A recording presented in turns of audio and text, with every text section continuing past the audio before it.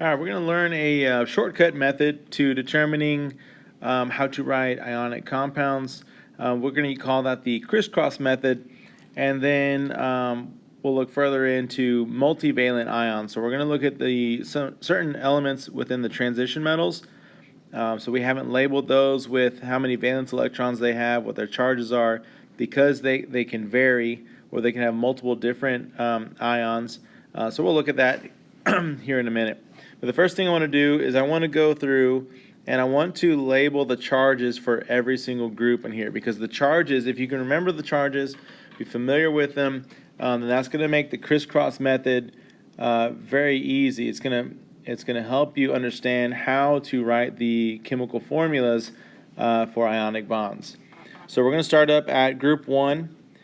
Group 1 elements all have one valence electron, so they're going to donate that one valence electron, which will give them a +1 charge. Group 2 elements have two valence electrons. They will donate 2 of those electrons and become positively charged, +2. Group 13 has 3 valence electrons, so they will give away 3, and when they do, they will become +3. Group 14 is unique because they can go either way depending on if it's a metal or nonmetal.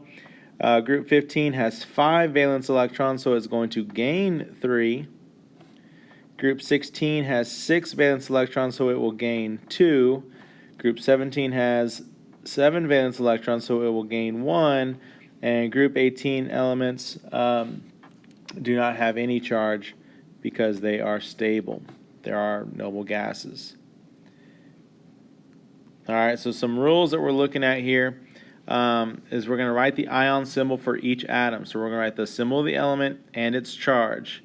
Then we're going to crisscross the charges so they become subscripts to the opposite atom. We'll get rid of the positive and negative symbols, and then we'll reduce when possible.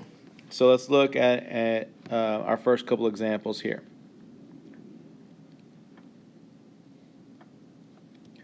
So my first example is between lithium and sulfur. So your first step will be define lithium in the periodic table. And when you look, lithium is element number 3, atomic number 3 on the periodic table.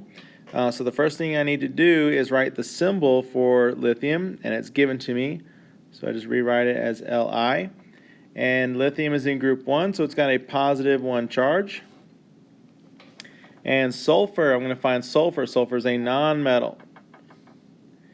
And sulfur is in group 15, and group 16, and group 16 elements have a -2 charge, so I'm going to write S, and then the charge for sulfur, -2.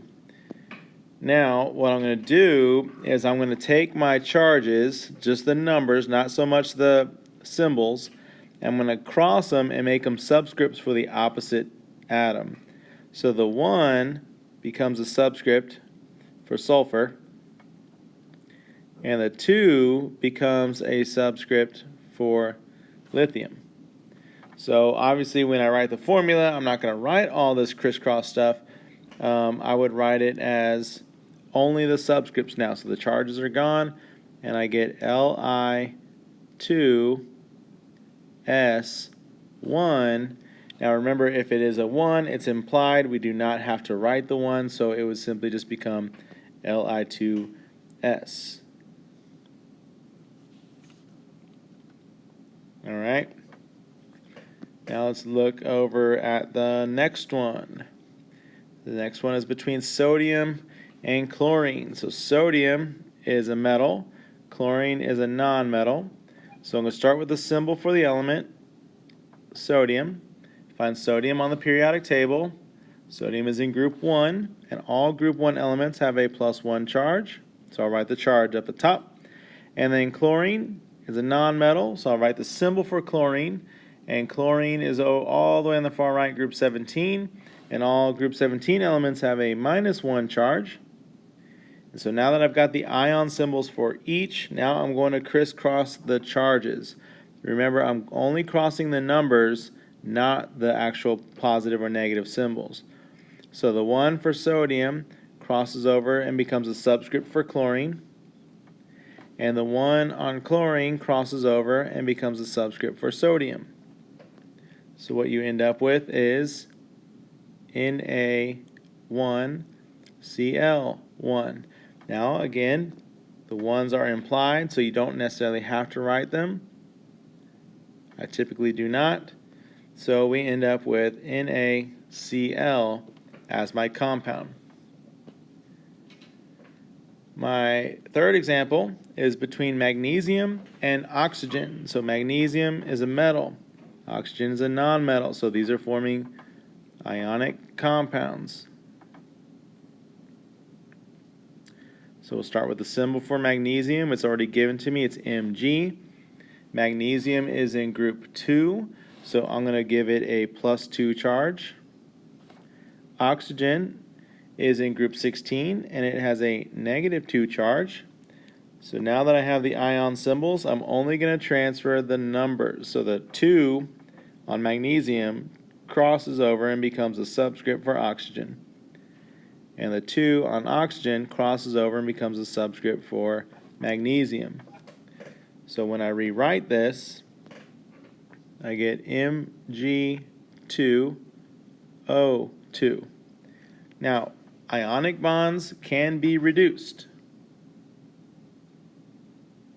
So when you look at your subscripts here, I've got a 2 and a 2. Can these be divided by a common factor? And the answer is yes. If I divide both of these numbers by 2, they will both simplify. So I'm going to reduce these by dividing by 2. So when I divide each by 2, then I get Mg1O1, or, as I like to write them, MgO, because the ones are implied.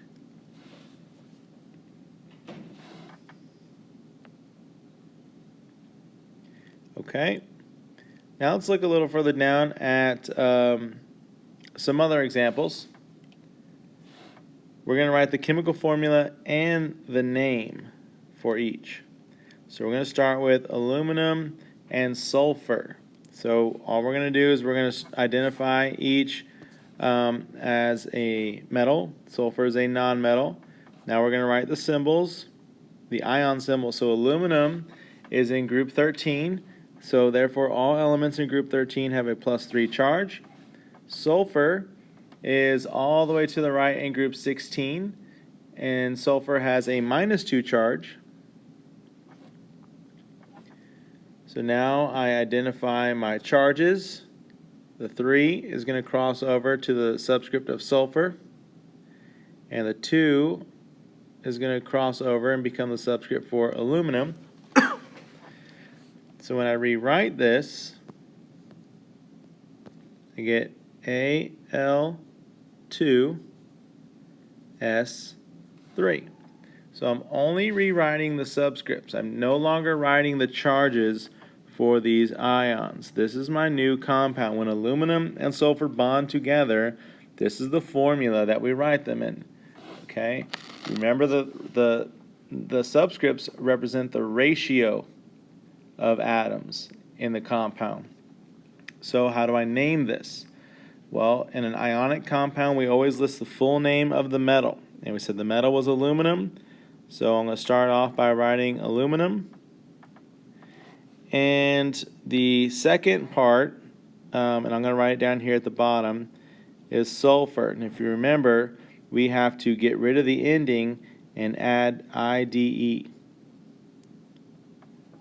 So instead of sulfuride, I'm going to get rid of the UR part and add IDE. So it becomes aluminum sulfide.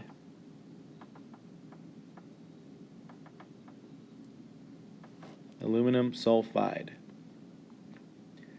Okay, looking at our second examples between aluminum and phosphorus. So aluminum is a metal, phosphorus is a nonmetal. So I know this is an ionic compound. Aluminum, we said before that it is in group 13, so it has a +3 charge. Phosphorus, if you find phosphorus on your periodic table, it's in group 15, so it's got a -3 charge. Okay, now I will take my charges and cross them over, so the 3 becomes a subscript on phosphorus, and the 3 charge on phosphorus becomes a subscript for aluminum. So when I rewrite it, I get Al3P3. Now remember, ionic compounds can reduce. So if you can identify a common factor or a common denominator in both of these, we've got a 3 and a 3. If I divide both of those by 3, then I can certainly reduce. So what I end up with is Al1P1, or simply just ALP. And I should probably draw these a little closer together. ALP. So how do we name this? Well, first full name of the metal, aluminum. And instead of phosphorus as my second element, remember we want to add IDE. So we want to get rid of the ending and add IDE. So here we're going to get rid of the ORUS and add IDE. So we get aluminum phosphide. Aluminum phosphide.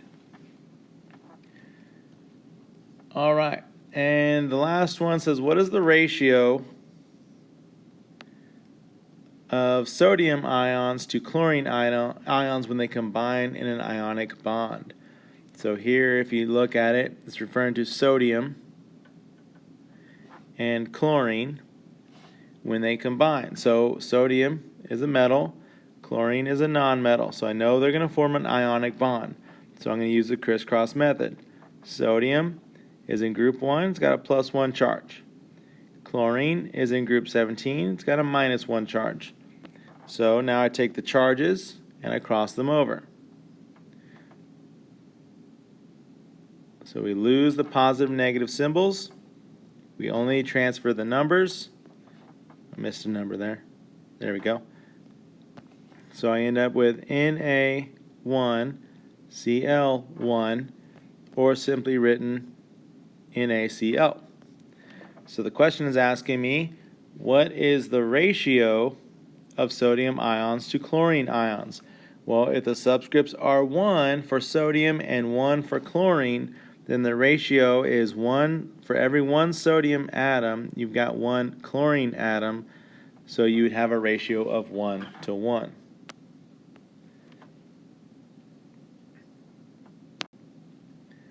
Okay, moving forward. So now we're looking at multivalent ions. Multivalent ions. So some of the multivalent ions that I want to share with you guys, starting in the transition metals, are over here, Cr. Cr is referring to chromium. And you'll notice that chromium has a +2 or a -2. Okay, another one would be manganese. You'll notice that manganese has either a +2 or a -3. Okay, the next multivalent ion is iron. Iron can be +2 or +3. Cobalt, same thing. It could be either +2 or +3. Okay, some other ones we might look at, copper. Copper can be either +1 or +2. Silver is most often just a +1. Zinc is most often a +2. Let's see, where else? Mercury. Mercury is either a +2 or a +3. Can't forget tin is either +2 or +4, and lead is also either a +2 or a +4. Okay, so we've identified some of our multivalent ions. Most of those ions are transition metals. Some of them are along the, or near, very near the metalloids. Okay, now our rule for listing multivalent ions is that we're going to use Roman numerals. Roman numerals will indicate the that A, we're referring to a multivalent ion, and B, the Roman numeral is going to tell me the charge of that ion. Okay, so let's review our Roman numerals in case you aren't familiar with them. Okay, so the Roman numeral I represents a positive 1. So you'll notice that all of my transition metals, they are metals, so they are going to be cations, they're going to be positive charges. Okay, so I represents a positive 1. The Roman numeral 2 represents a positive 2. Roman numeral 3 represents a positive 3, and Roman numeral 4, you guessed it, is a positive 4. Okay, so copper, let's look at some examples here. So copper with the Roman numeral 1 is expressed as the symbol for copper with a +1 charge. Tin with the Roman numeral 2I or double I or 2 is the symbol tin with a +2 charge. Copper with the Roman numeral 2 is copper with a +2 charge. And tin with the Roman numeral 4 is tin with a +4 charge. Okay, the Roman numerals represent the charges. Alright, so let's practice some of these. So the first thing I want to do is I want to identify my substances. So I've got iron with the Roman numeral 3 and oxygen. So I want to write using the Criss-Cross method, I want to write the formula and the name. Okay, so we're going to start with the Criss-Cross method. So iron with the Roman numeral 3. So let's start with iron. It's a metal. Oxygen is a nonmetal, so I know this is ionic. So the symbol for iron is Fe. Now the Roman numeral 3 tells me that it has a +3 charge. And then my symbol for oxygen is O, and we look at our regular valence electrons and charges for oxygen. It's in group 16, so it has a -2 charge. So now I use the Criss-Cross method. So the 2 for oxygen crosses over to the to the iron, and the 3 for iron crosses over to the subscript of oxygen. So when I rewrite it, I get Fe2O3. And there's my chemical formula. Fe2O3. So we'll write them close together, no spaces in between. Now I need to name them. So it's an ionic compound, which means I still write the full name of the metal, which is iron. Now, because iron is a multivalent ion, we have to specify which iron it is. Is it iron with the +2 charge, or is it an iron with the +3 charge? Well, we know that it was iron with a +3 charge, so I need to show that with Roman numerals. So iron will get the Roman numeral 3, and then instead of oxygen, I add IDE to the end and it becomes oxide. So I would say this is iron 3 oxide. Okay, let's look at our next example. I've got lead with the Roman numeral 4 and oxygen. So lead is a metal, oxygen is a nonmetal. So I'll write the symbol for lead, which is Pb, and the Roman numeral 4 means that it has a +4 charge. Oxygen is an O, it's in group 16, so it's got a -2 charge. So now I cross over the charges. So the 4 comes down here to oxygen, the 2 comes down here to lead, and when I rewrite it, I get Pb2O4. Now, up above here, I couldn't reduce these. There's no common factor between 2 and 3. But when you look at here, lead 2O4, now I've got a common factor, so that means I can reduce these.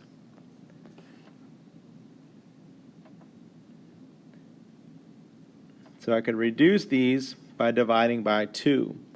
And when I divide both by 2, I get PB1O2. Now remember, I don't have to write the 1, so I just write it as PbO2. So that is my chemical formula for lead, 4, and oxygen. So PbO2. Now I name the first full name of the metal, which was lead. And I need to know which lead it is. Is it lead with a +2 charge, or is it lead with a +4 charge? Well, we know that it's a lead 4 with a +4 charge. So I'm going to write the Roman numeral 4 in there, and then oxygen becomes oxide. Lead 4 oxide is how I would say that name. Now what I want you to do is I want you to pause the video, and I want you to take a moment to see if you can write the formulas for numbers 3, 5, and 6. Okay, pause the video, work out those remaining 3 formulas, and then play the video to compare your answers.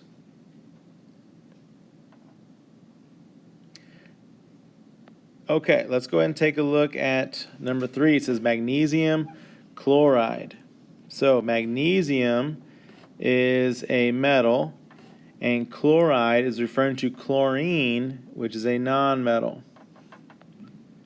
Okay, so the symbol for magnesium is Mg, and the symbol chloride is referring to chlorine, so it's Cl.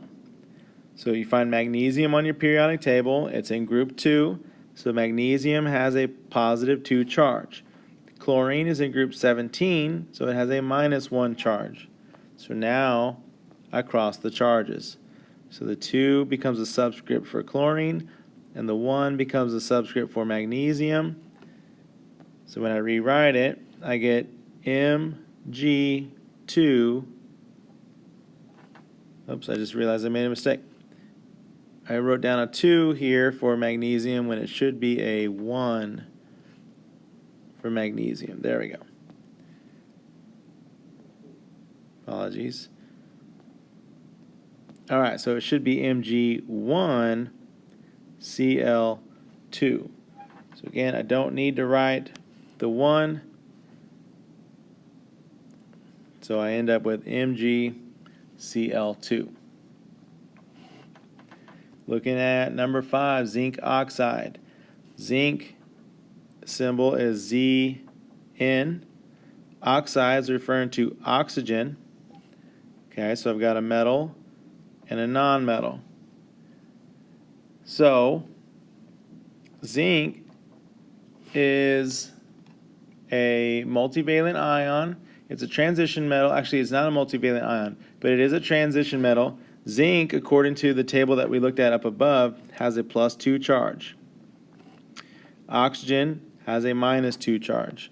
So when I cross those charges over, the 2 comes down here for zinc, the 2 comes down here for oxygen, and when I rewrite it, I get Zn2O2, and these 2's have a common factor, so I'm going to reduce these by dividing by 2.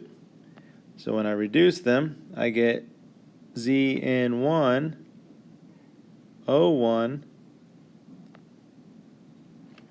or simply ZnO.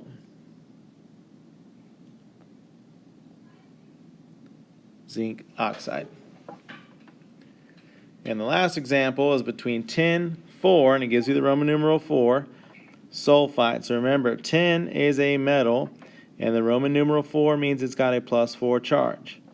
And sulfide is referring to sulfur. So the symbol for tin is Sn. The symbol for sulfur is an S.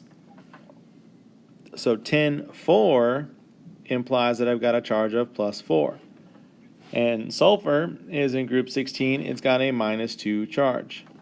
So now that I've got my ion formulas, or my ion charges written, now I'm going to cross them over. So the 4 comes down here, and the 2 crosses over to tin. So what I end up with is SN2S4. So look at your subscripts. Do these divide? Is there a common factor between these two? And the answer is yes. Okay, that common factor is 2. So if I divide both by 2, then I end up with SN1, S2, or more commonly written as just SN, S2. So tin 4 sulfide is written as SN, S2.